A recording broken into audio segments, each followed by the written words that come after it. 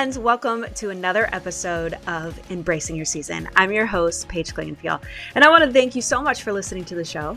Of course, I would love to hear your feedback, or maybe you have an idea of a guest who would be a perfect person to come on this show to have a conversation with me. If you have one of those ideas, please hit me up at paigeclingenpeel@gmail.com. As a reminder, you can listen to the show on all major podcast platforms. And if you want to watch the video version of this show, check it out on HomeWord's YouTube channel. And if you do happen to listen on Apple Podcasts, I would appreciate it if you give the show a rate and leave a review. Thank you so much for that. Today, let's talk about the awesome conversation that I just got to have with Hillary Ferrer. She is the founder and president of Mama Bear Apologetics. She's the chief author and editor of the best-selling books, you guessed it, Mama Bear Apologetics, empowering your kids to challenge cultural lies. And she has something coming out really soon called Honest Prayers for Mama Bears. Hillary has a master's degree in biology and loves helping moms discern truth and lies in both science and culture. Be sure to stay tuned to after the show because I'm going to share with you some of my takeaways that I think you'll benefit from as well. So let's start the conversation now with Hillary Ferrer on this edition of Embracing Your Season. Well, Hillary, I'm so excited that you are here today. When I started this podcast, your name was at the top of the list to have on my show because Mama Bear Apologetics is something that I love. And I refer it to tons of people. So I'm like fangirling a little that you're on the show right now. Yeah. We were talking off air a little bit about my background. I'm a licensed therapist. I specialize with adolescents. And now I'm into vocational minister. Like I'm a pastor, but discipleship is kind of where I lean in on things. And so we talked about how there has been a huge shift culturally in our world and raising kids in this world. And that it's obvious, but I would love to hear more of your insight of what have you seen the changes and how do they look? Yeah, as soon as you started talking about being a licensed therapist and specializing in adolescence, I thought, man, she's seen her profession just change out from underneath you. That basically a lot of the lies that we talk about in this book have just all gotten funneled into the realm of psychology, namely this idea that there is no truth, that truth is what you make of it. Everything's relative. You can decide who you are. And your emotions are this huge thing about how you decide who you are. It's that subjective experience in your head. And so it's like we've seen mental health going from, a lot of times I like to say with mental health, you have to first know what's healthy. But in order to know what's healthy, you have to know how something was designed, how it was intended to work. Because if you're trying to make it work in a way that it isn't intended to work, you're not going to come out with healthy. But that's kind of what the profession has right now of getting rid of this idea that there's a way that human beings were intended to work, that we were made male and female, that we're not the center of the universe, that our emotions, this is in the emotionalism chapter, that our emotions can't dictate what is true. Out here, they may dictate, how I'm responding to truth, but they don't tell me what's true. But right now we're being told, well, you have to listen to the emotions. You have to affirm the emotions. And as you and I were discussing the new Abigail Shrier book that's talking about how we have so many kids that are in therapy and a lot of them aren't getting better because we're just cheering them on as they destroy themselves in this off kind of handed attempt to make them feel better, but realizing that feeling better in the short run doesn't necessarily mean that you're encouraging health or flourishing. I think there's so many lies that have just snuck up in there, and we're kind of almost scared sometimes to tell them the harsh truth because those will lead to freedom. Harsh truth can lead to freedom. Done in the wrong way can lead to just that sense of despondency, which we've also seen. So it's like we need to just take what we were saying, like that there is a way you were created. It's we are made male and female, and this is what sexuality, this is what humanity is, and encourage them in that direction without squelching who they are as individuals. Yeah. And so this is what I'm thinking too, is like in the American culture, for instance, I think we refer to, it's maybe not any longer the same degree, but we're more of a Christian nation. And I would say that at least where I live, there's a lot of people that claim that they go to church, but they don't always have a Christian worldview. Can you speak a little bit more into that? Yeah, absolutely. I think we've kind of lost what it means to be a Christian in general. It's kind of almost become, you'll see this a lot in some of the South American countries where they're very, very strong. They claim Catholicism, but what you have in many of those places is a lot of mysticism. that has actually come in. We've had Mama Bears from Brazil, from South America, from just different places saying, like, I think, was it Encanto? Is that the name of the Disney movie that came out? Oh, Encanto? sure. Yeah. Like Yeah. the What's Up with Bruno one. And they were asking us, they're like, please, can you roar through this for the people that are around us? Because it kind of shows that mysticism and that all the stuff that has snuck into their Catholicism. But yeah, so we claim that we're a Christian nation. We think that's because we go to church and we believe that a guy named Jesus existed. But if you actually look at what people believe, they don't know what Christianity means. So the very first chapter in our book, or the second in our first book, is talking about what's called the youth exodus, where we don't just look at how many people are claiming to go to church, and especially youth, how many are going to church, but what do they actually believe? And some of the beliefs that you'll have in here that we summarize are kind of incredible to think someone could be in a church and only have, say, like 41 are uncertain whether or not Jesus was physically resurrected. Stop. Like this, Oh, and this goodness. isn't just like your average. This is like the cream of the crop Christian kids that are like at like service camps and stuff like that. We got 63% who didn't believe Jesus to be the Son of the one true God. 60% are unsettled or confused about whether the Bible can be trusted. And so we have several other statistics that are in here, but when it comes down to that, the Bible is true, it's authoritative, it is God's word, and that God existed. He came down as a man who was fully God, fully human, to die as an atoning sacrifice for our sins.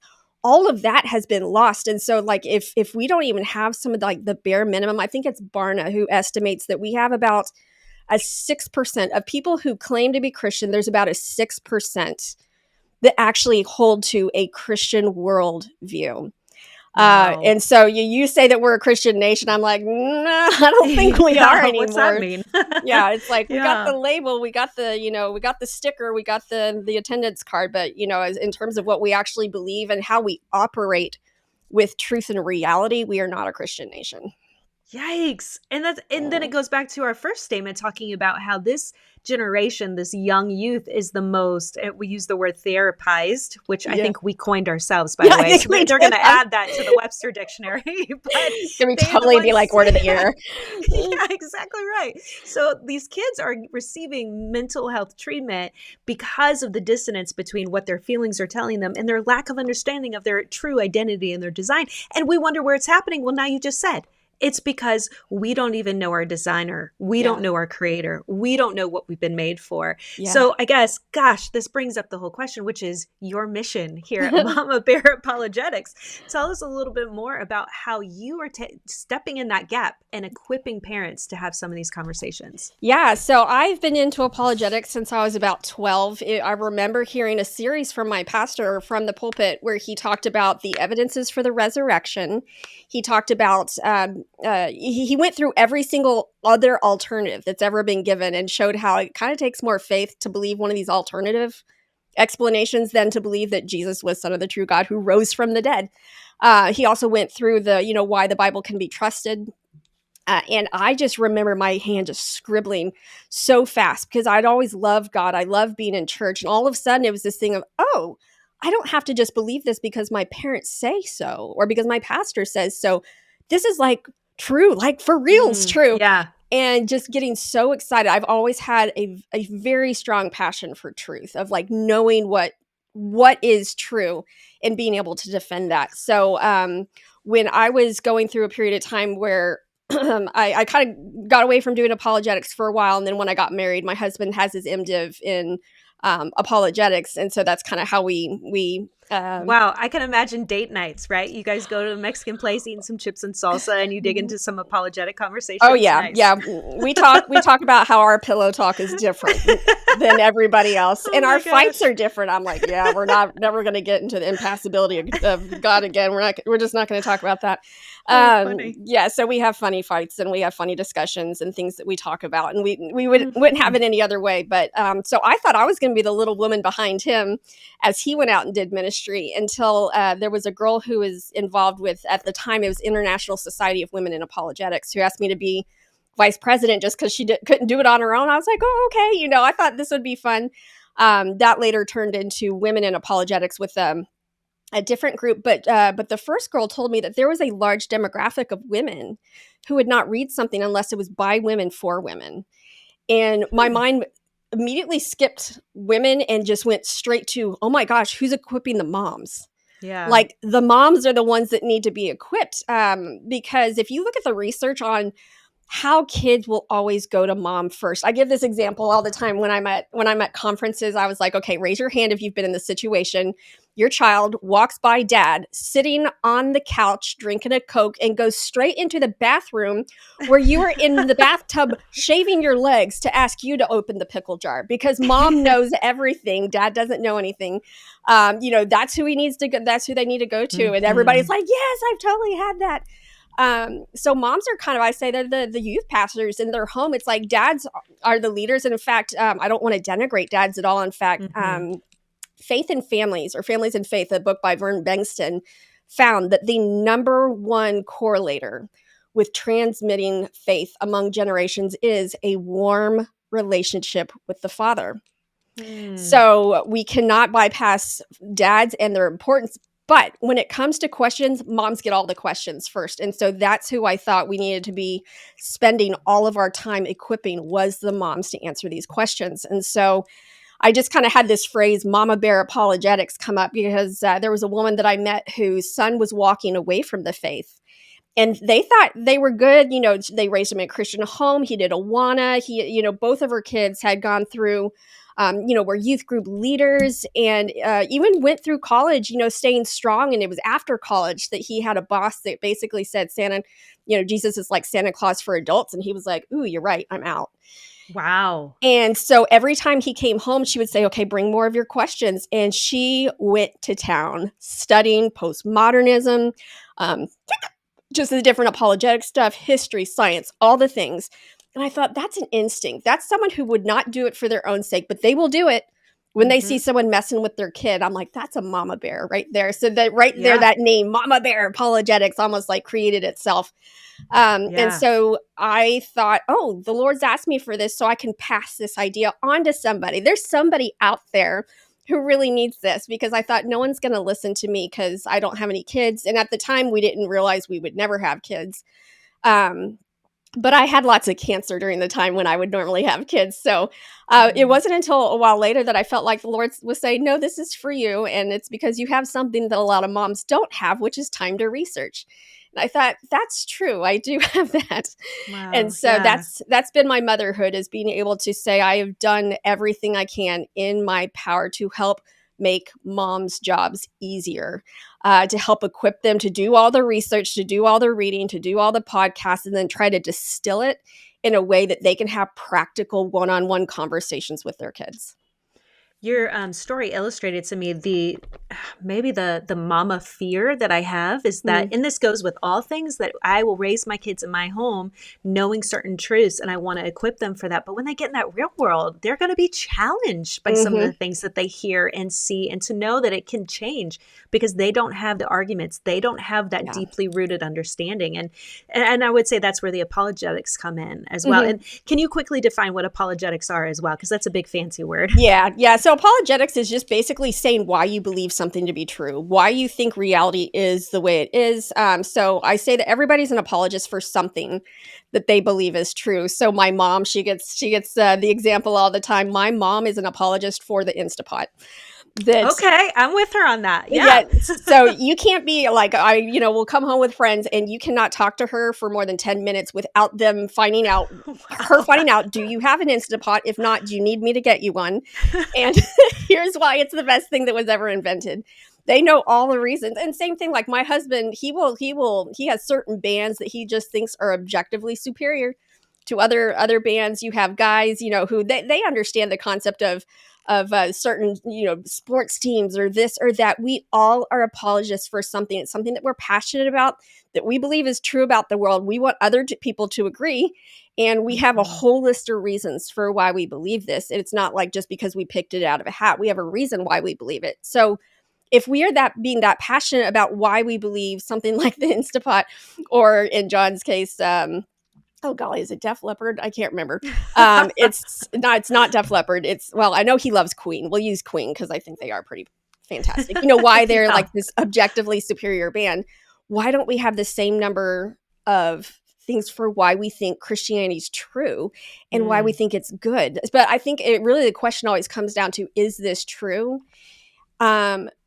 Like I had a conversation with a girl on an airplane once, and she was talking about how she was a student in the university and she was a theater student, and she saw me reading one of my favorite apologetics books, which is Cold Case Christianity, which Jim just came out with a new edition of that like a year ago, but it's awesome. He's a cold case detective that goes through all the I think I have that. Yes. Yeah, it's like in my library. Absolutely. Great, it's excellent. One. Yes. And she was talking about how she wasn't sure. She grew up Christian, but she didn't know if she wanted to stay because there was so many people who were homosexuals that were in her theater program that she didn't like the idea of having to say, well, you know, do you think that they're going to hell? Do you think this is a sin? What do you think about this? And I know she was ready for me to launch into, you know, some kind of, you know, Christian biblical sexuality talk. But I said, well, let's get to the bottom first. Do you think that Jesus was real? Do you think that a man named Jesus was also God, physically came and died for your sins and rose again? She goes, well, kind of, I don't know. I was like, because I said, if you're not sure, I said, if you're not sure about that, it doesn't matter what he says about homosexuality. That is right. And so it's like we have this idea, is it true? But then after that, where we have culture now is it good? Because there's a lot of people who they will even say, okay, yeah, we believe that this guy, Jesus, you know, walked the earth and died and stuff like that. We may not agree that he rose from the dead, but we believe that, you know, all his disciples thought he did. But at the same time, Christianity has done worse things for the world than anything else. And religion just destroys everything it touches. Therefore, we need to stay away from it. It's the oppression of the masses. And this is how to basically squelch any kind of human creativity and flourishing. So it's like, even if it's true, the question is it good? And so this is kind of where I think I came in just in apologetics, that I was expecting to have to be arguing about whether or not it was true. But what I found more was most of my work is around, is this good? Does this align with reality too? Because there's a lot of things that maybe you can't prove in the same way as you could, you know, looking at ancient documents and stuff like that. But if we look at the way the world works, does the Christian worldview make the most sense of how the world works? Because anytime you try to implement solutions based on a way that's not really how the world works, those solutions will always fail. Mm-hmm. And so if we are legitimately going towards, I want to know reality, I want to know truth, Jesus says, I am the way, the truth, and the life. We have to know him and the way he created in order to even know how we should go about cleaning up the mess that sin has made in the first place. Yeah. Well, and that's so many things. You even broke down the questions. Is it true? Is it good? Is it realistic? You've talked about, and you mentioned this earlier, about ROAR. Is that kind of the practice and implementation? Yes. So ROAR is the acronym that we came up with that stands for recognize the message, objectively discern or offer objective discernment, argue for a healthier approach, and then reinforce these ideas with your kids. So it stems from, first, we need to see things as they are. What is the message that's actually being told? Because a lot of times there'll be kind of under messages. You can't really tell that's exactly, you need to be able to figure out what is the message that they're trying to say. And this could either be with an idea, it could be with a movie, it could be with a song, it could be with a scientific theory, all the different things. Mm-hmm. So what is the message? Offer objective discernment. This is one of the most important steps, because people, a lot of times, and I think Christians are kind of known for this, immediately want to launch into, here's everything wrong with what you just said. Have you ever been around those people? You're like, oh yeah, let's invite them to the picnic. Yeah, no kidding.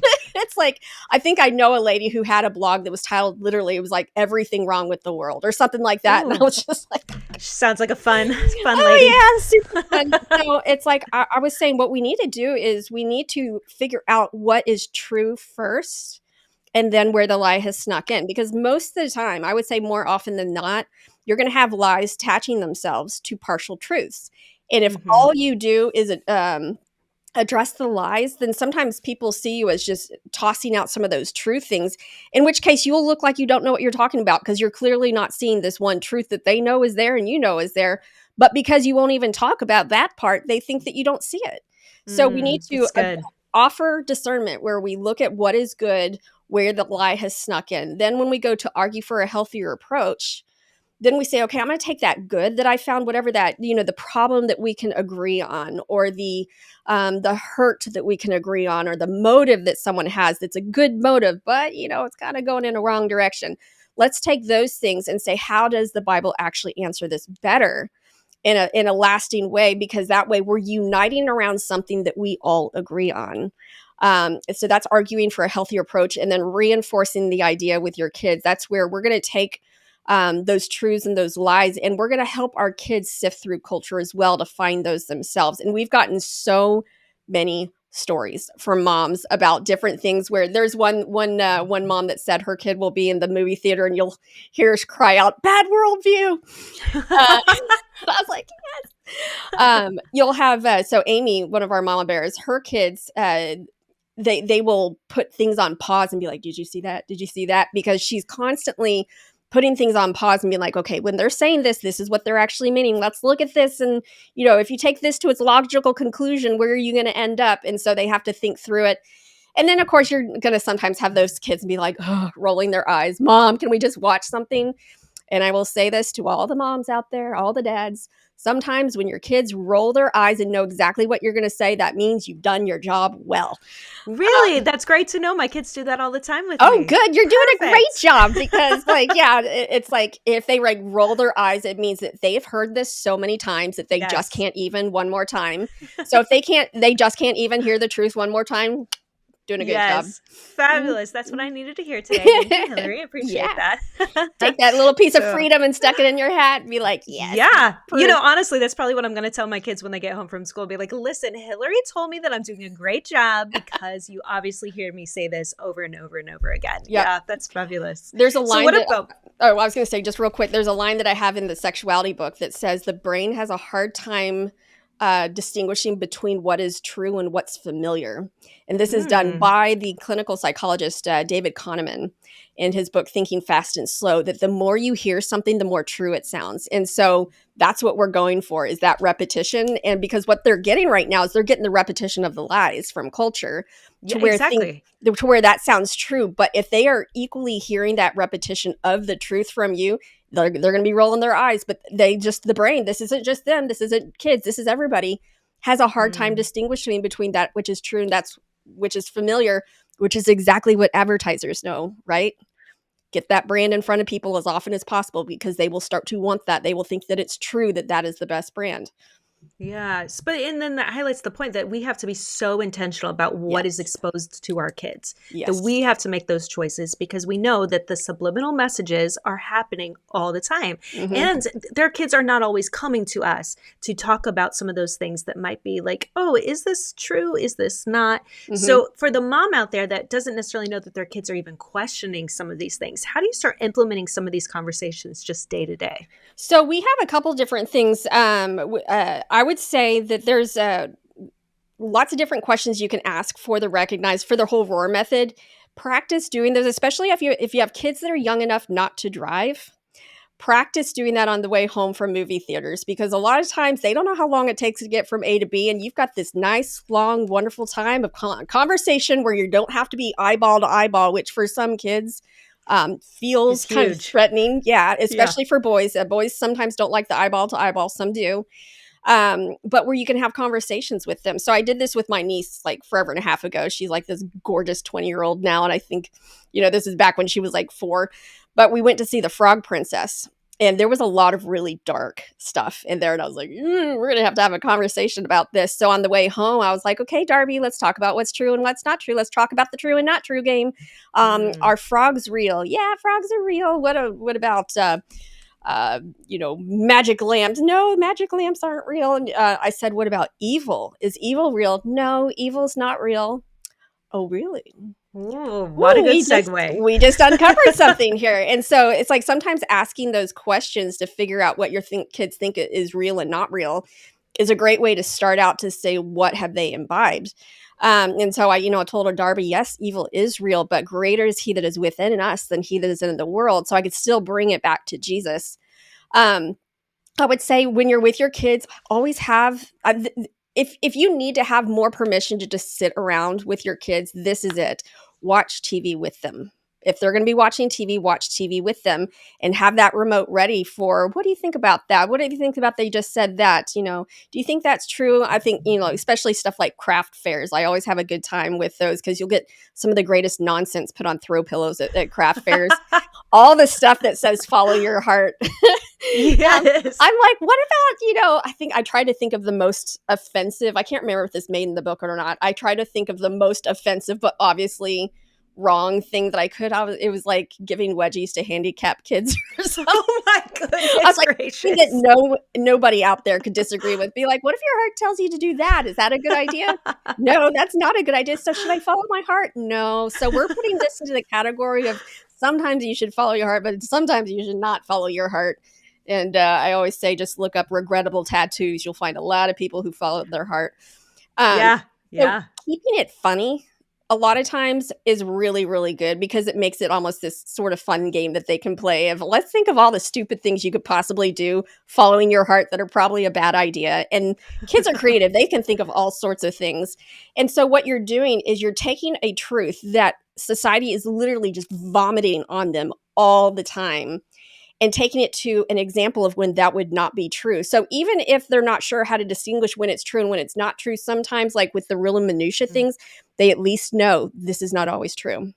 I have to think through this. There are times when it's bad to follow my heart.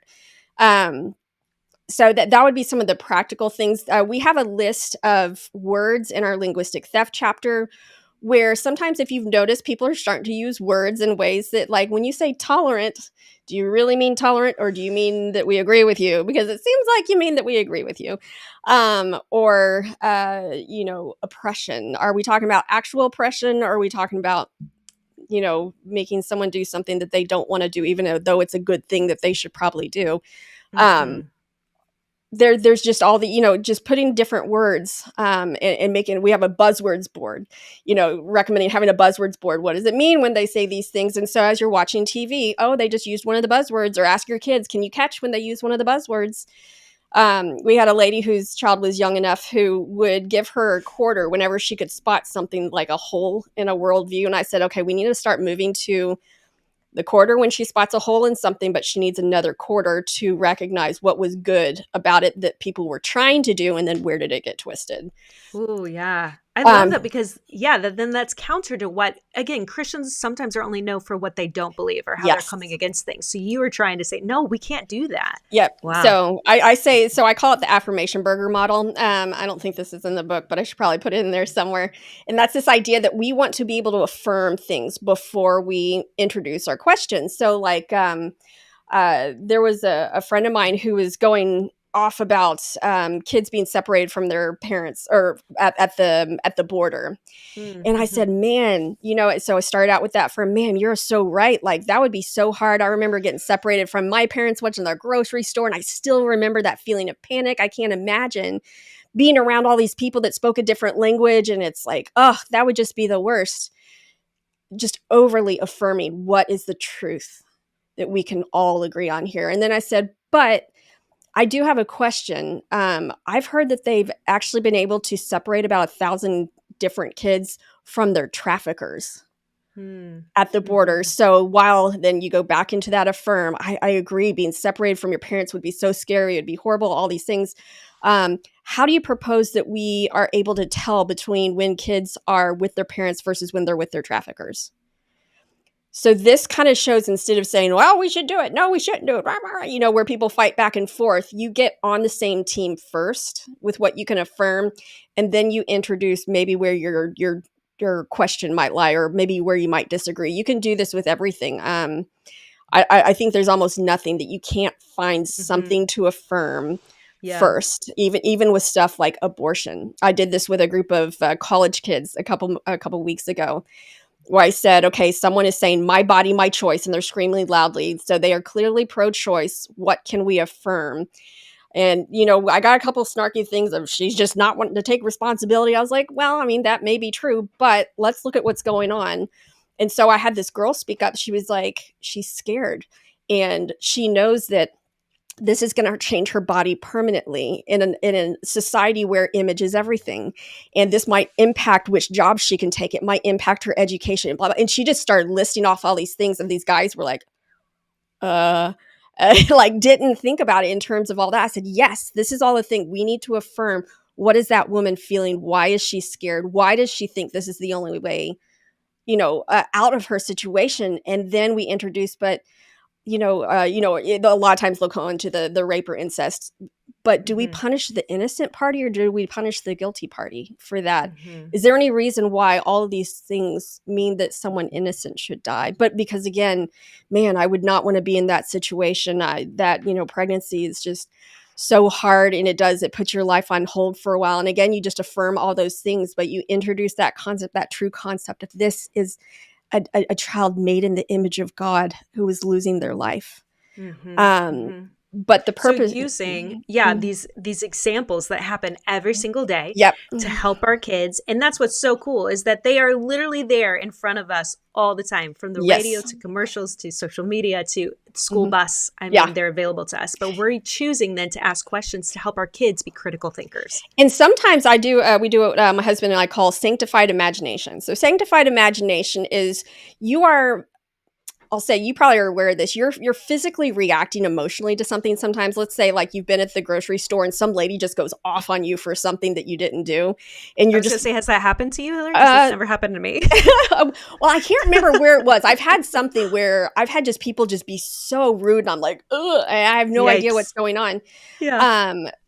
Or they think that you cut in front of them, and even if you try to back out of the way, they're like, you think you own this place, something like that. And so you don't do it out there. You get in the car and you say, okay, that was not good behavior, but what could possibly be going on in her day that might make someone react that way? And I think it might have been, this kind of dark, I think this might have been like the day that I was walking around grocery shopping right after my sister had passed away. And I remember thinking, all these people are here in the grocery store and nobody knows what I'm doing. They don't realize I'm shopping for, I don't even know what I'm doing here, trying to get food for my sister's kids and for her husband. And I just kind of pictured, being in a situation like that. So someone might say, well, maybe she didn't sleep for 2 nights. Oh yeah, that's a possibility. Maybe this lady, it was on her last nerve and that was just the moment that it broke. Or, maybe she just lost her job. Maybe she just had a fight with her husband. Maybe this, maybe that. Try to think of all the things that could have happened. Sanctified imagination. And then, okay, let's pray for her. You do the same thing with that in finding truth in things. What are some of the things that they might be meaning? What are some of the things, the problems that they're seeing, that they're identifying, that we're not seeing? Let's identify those. And we use our imagination to think of what all those different things would be, so that we can then approach this conversation with a lot more grace and a lot more maturity. And with a spirit of healing, not a spirit of just trying to everything that's wrong in the world. Yeah. And I think that's modeled by Jesus, right? Yes. Like he, of course, knew what was going on underneath, right? But for us as humans, we get that opportunity to ask questions, or even, like you said, just to have grace for one another, because our perspective is incomplete. Well, Hillary, I would love to resource the people that are listening right now. So can you tell us where they can go to find your information, how to connect with you, your books, and so forth? Yes, absolutely. So Mama Bear Apologetics, that's spelled M-A-M-A. I've gotten all sorts of wacky different ways that people spelled mama before. MamaBearApologetics.com, or you can go to, we're on Facebook and we're on Instagram, and you can search on Amazon and Christian Book, and they always use the phrase anywhere books are sold. So, most of the bookstores will either have our book for order or will have it in stock there. A lot of Christian, but like almost all Christian books will. But you can find it anywhere. It's a unique name. It's easy to find on Amazon if you prefer just to get your books on Amazon.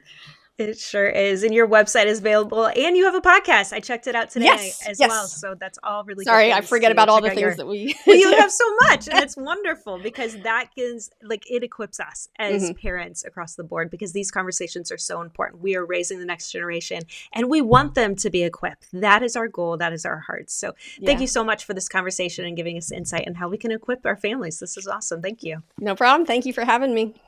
So I just had an amazing conversation with Hillary. I'm sure that you agree. Some of the stuff that she and I talked about, oh gosh, we can implement today. But what a great time to really assess, what are we exposing our kids to? Like, how can we interrupt, intercept, and de-influence the world that is attempting to change the trajectory of our children? their identity and their beliefs.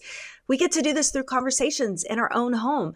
The value of having these conversations now, especially as they're living with us, is that it further equips them in the future so that when the time comes and they're challenged about the beliefs, the ideas that they have, or the values and character that they want to instill into the world, they have the ability to speak into that and challenge it so that they don't feel ill-equipped.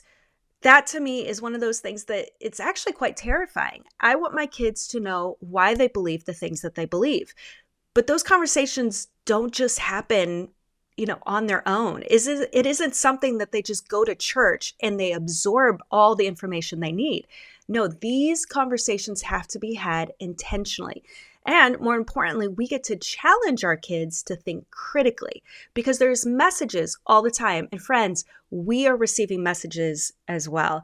So Hillary walks us through this really cool acronym to, challenge the messages that are sent our way every single day. The acronym is called ROAR. It starts with the letter R, which stands for recognize the message.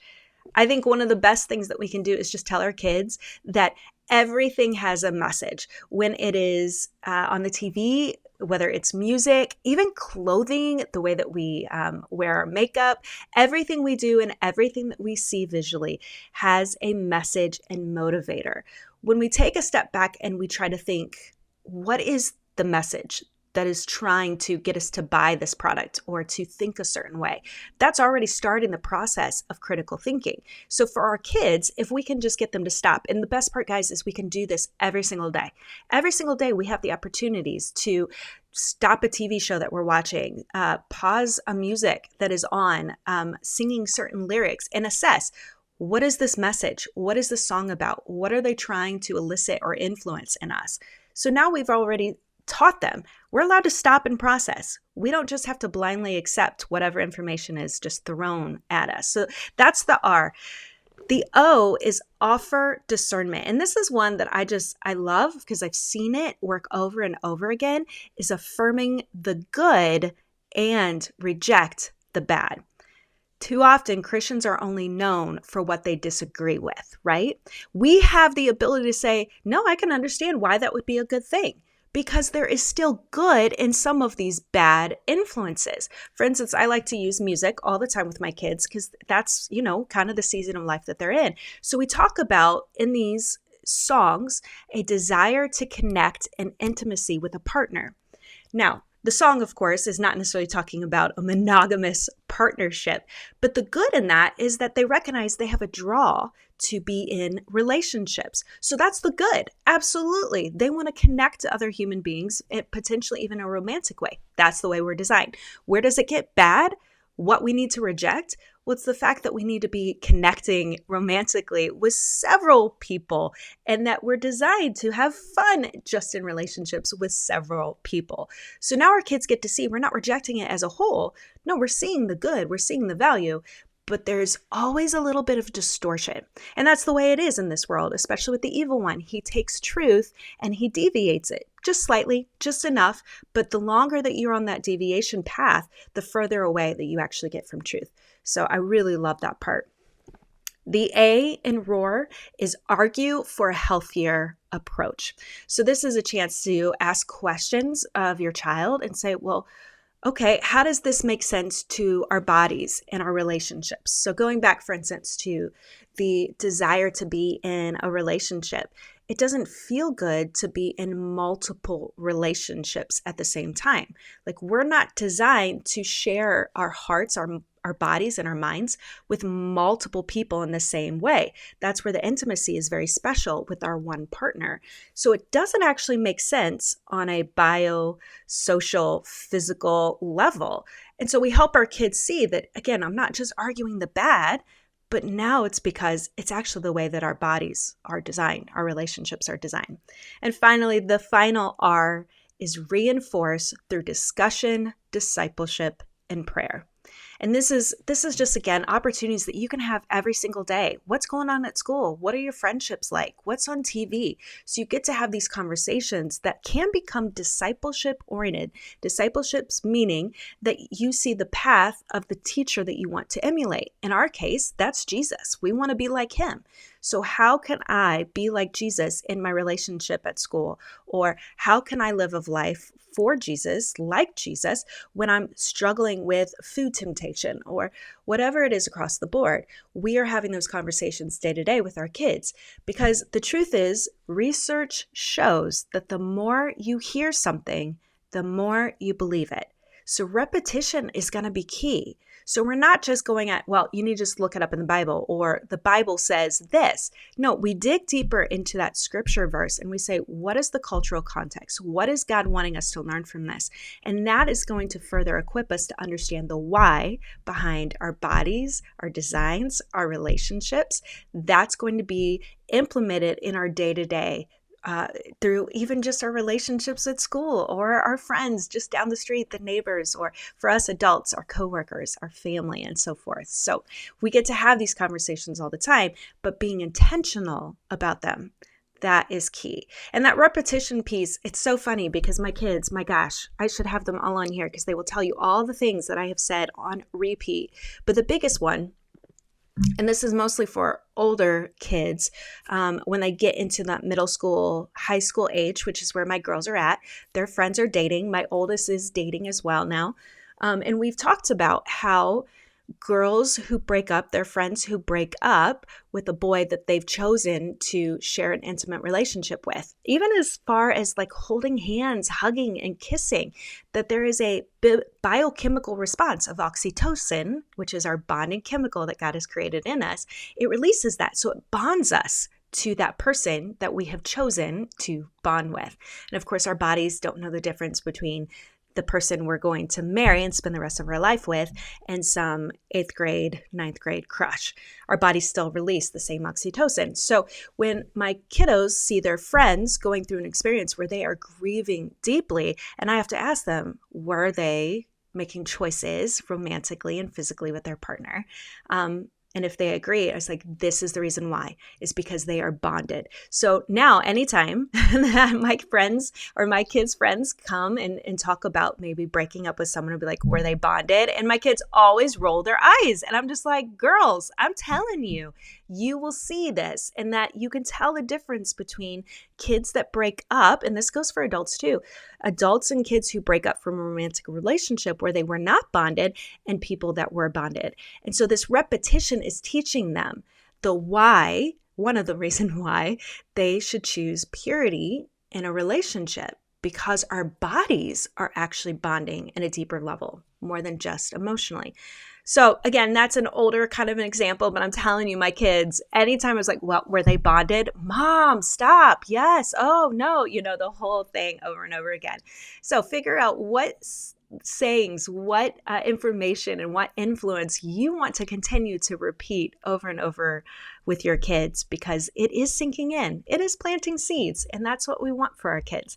We want them to have that solid foundation. So when they go on, they don't deviate from the path, right? We know that from scripture where it says, lead a child in the way, bring a child up in the way, and they won't deviate from it. I think that's the Paige version. Maybe not NIV, but it's definitely that similar translation. So guys, thanks so much for listening to this episode. I had a great time with Hillary, and I hope that you enjoyed the content as well. Make sure you continue to stay tuned, because we have awesome interview guests that come on this show that educate me, that I know educate you as well. So again, join us next week for another episode of Embracing Your Season.